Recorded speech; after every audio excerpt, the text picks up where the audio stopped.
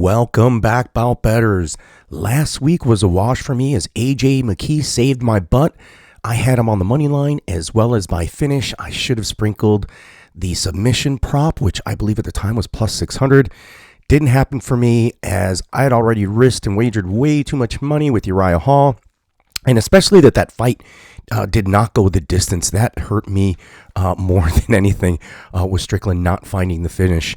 That was probably my worst beat of the night. But I had some other positions that did great. Started the evening fantastic with Philip Rowe getting a finish. Was able to live bet that.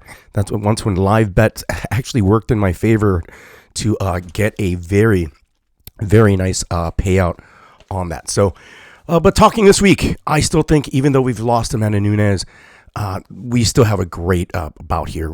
Lewis and Gane, great card, up and down. Maybe not on the prelims as much, but man, the main card is just fire. There's spots to bet on and good fights. I mean, even this fight, Lewis and Gane, I think is actually a good fight. A lot of people just can view this as your typical giant brawler versus a well-skilled kickboxer, which I think Gane is. But how do we get here for the interim heavyweight title? I mean, is this a sham? I don't feel comfortable here. How do we lose Ngannou as a champion and has to relinquish or at least put back his titles for this interim bout? Contract disputes, I get it. This is where things go, but I'm just disappointed. But I'm happy that there's new blood to be put here into the heavyweight title picture. So both these guys can sell. Can sell in Europe as well as here in the States. Lewis right now, I mean, as a fan favorite at plus 275, a huge dog. Not to go the distance is only minus 200, and the under 1.5 is plus 200. The over 2.5 is minus 148. Gane by finish is plus 110, and Lewis by finish is plus 325. I mean, I'm sorry to jump right on there and in it.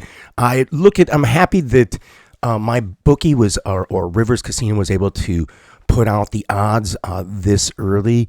It's nice to look at them on a Tuesday, especially with a fight like this. I already know where I was leaning. I could have laid down the money weeks ago on what I thought on this.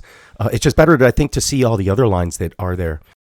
Yes, tape study is extremely important, but I think in this fight, looking at the lines is going to really help us because, I mean, I went up and down looking at the round props, man. They're all pretty meaty, which basically Vegas doesn't have a clue when this is going to finish or what's going to happen. So I think there's a lot of spots there that if one of these guys, especially Lewis or Gane, can really, get that finish. And if you could pick the round prop, as always, they're all very nice payouts on the round props. But if you anticipate an over, and this is going to the cards, Ciryl Gane is plus 185, where Lewis is plus 1100 for a decision. So Vegas views Lewis losing this thing if it goes to the scorecards. If it does. Wow. Looking at the round props again for Lewis, the odds makers don't see him getting a finish. They were super meaty. But they do have Gane by KO TKO at plus 130. My record on main event fights of late has been abysmal, but how can you pass on Lewis by KO or TKO every time out? Yes, Gane is the superior technical striker. You could look everywhere, especially his striking defense, his takedown defense, that he can actually take a takedown. I mean, overall, I think he is a better overall fighter, the superior technical striker, and possibly the MMA fighter. But for me, this is just simple math with what we've learned before. Lewis, I believe, still has the heavyweight TKO record. He has a long history of finishes. I just see value, and I'll probably sprinkle him in that round one prop for plus 900.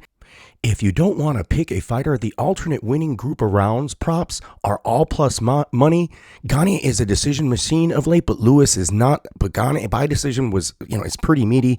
Again, I got to chase the dog money here. Lewis by finish at plus 325. I might sprinkle him on the money line, but I more than likely will just sprinkle the TKO or the finish prop.